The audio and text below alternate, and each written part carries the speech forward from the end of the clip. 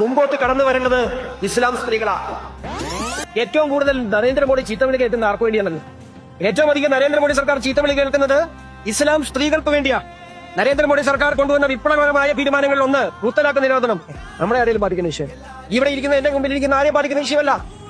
ആ മുത്തലാഖ് നിരോധനം കൊണ്ട് മൃഗത്തെ പോലെ കണ്ടിരുന്ന, സമൂഹത്തിൽ നിലയും വരെയും ഇല്ലാതിരുന്ന ഏതൊരു പുരുഷനും 3 വാക്കുകൊണ്ട് കരിവേപ്പില പോലെ എടുത്തു കളയാൻ കഴിയുന്ന സ്ത്രീക്ക് ആ മുത്തലാഖ് നിരോധനം വഴി അവളുടെ അവകാശങ്ങൾ സംരക്ഷിക്കപ്പെടുക ഈ രാജ്യത്ത് ആർക്ക് വേണ്ടി ചെയ്തതാണ്? സ്ത്രീകൾക്ക് വേണ്ടി ചെയ്തതാണ്. അതിനെതിരെ പ്രകടനം നടന്നു. അവർ പ്രകടനം നടത്തുന്നത് അവർക്കെതിരെയാണ്, അവരുടെ അമ്മയ്ക്കെതിരെയാണ്, അവരുടെ പെങ്ങൾക്കെതിരെയാണ്, അവരുടെ ഭാര്യക്കെതിരെയാണ്, അവരുടെ മകൾക്കെതിരെയാണ്.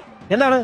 പ്രാകൃതമായ ഒരു നിയമം, സ്ത്രീയെ ഭോഗവസ്തുക്കളായി മാത്രം കാണുന്ന ഒരു നിയമത്തിനെതിരെ നരേന്ദ്രമോദി ഈ രാജ്യത്ത് കൊണ്ടുവന്ന ഒരു നിയമത്തെ അതിനെയും എതിർക്കുവാൻ കാണിക്കുന്ന തന്റെ ഇടം ഇന്ത്യൻ ഭരണഘടനയ്ക്ക് വിരുദ്ധമാണ്. അതിനെതിരെ നടത്തിയ പ്രക്ഷോഭങ്ങൾ. എനിക്ക് ഏറ്റവും അധികം ഇന്ന് സംസാരിക്കുവാനുള്ളത് ഇസ്ലാം സ്ത്രീകളോടാ.